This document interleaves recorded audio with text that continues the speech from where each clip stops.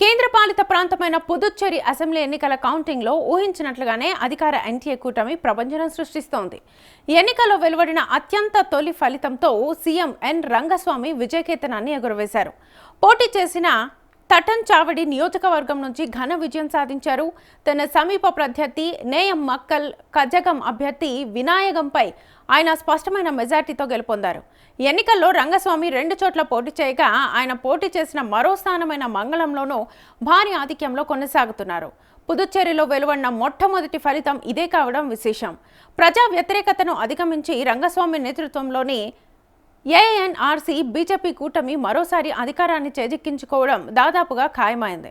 కాంగ్రెస్ కూటమి కేవలం 6 స్థానాలకే పరిమితం కావడం ఆ పార్టీ శ్రేణులను నిరాశకు గురిచేస్తోంది.